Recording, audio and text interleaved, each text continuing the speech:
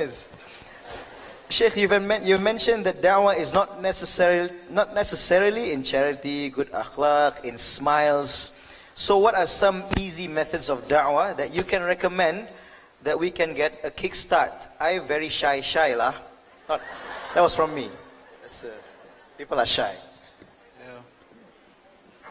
No, I'm not. I wasn't. Don't misunderstand me. And I wasn't saying those things do not constitute dawah and they cannot be part of dawah.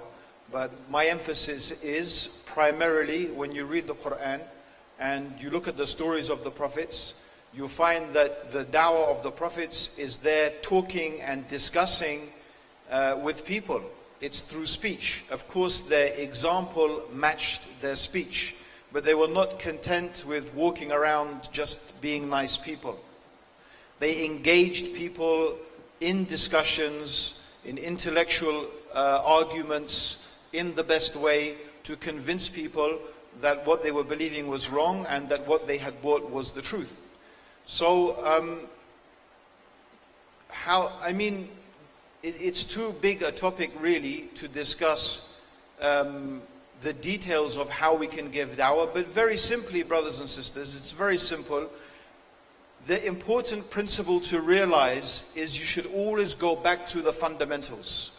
So part of the problem often we have when on the issue of da'wah, especially to non-Muslims, is we can get carried away discussing things that are very subsidiary. So you may have a long discussion on hijab, or maybe with Chinese people, a lot of them love to eat pork. So you'll have a long discussion about pork and it has this disease and that disease, and it's a very, very weak form of discussion. Even from an intellectual angle, it's very weak. I'll tell you why.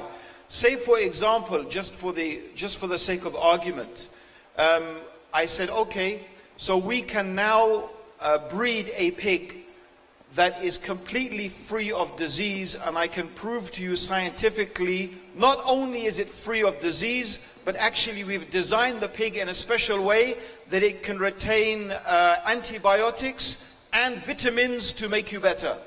Is it halal? No. So why is pig haram? Well, everyone, I know you know the answer, Sheikh. They're all looking at me like, I thought that was the reason it was haram. The reason it's haram, as the Sheikh said, is because Allah said it's haram. So this is what everything goes back to. Yes, of course we believe there is a reason and a wisdom for everything. But the bottom line is, brothers and sisters, we do something because Allah has told us to do it. We leave something because Allah has told us to leave it. So we need to go back to the basics. We need to make people who are not Muslim, and by the way, many Muslims need to understand this principle. The principle is that we worship Allah and we obey Allah. So we need to convince people that Allah is the one that we should obey, and He is the one who we should worship alone, and that Muhammad sallallahu alaihi wasallam is His prophet and that we should follow him. So this is the methodology of da'wah that we teach.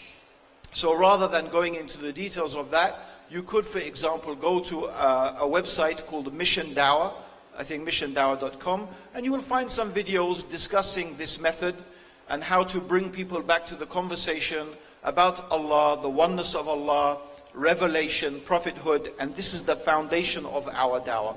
Even, by the way, to many Muslims, they need to hear this as well. So that's really what I would say, rather than going into all the details, which is, I don't have time.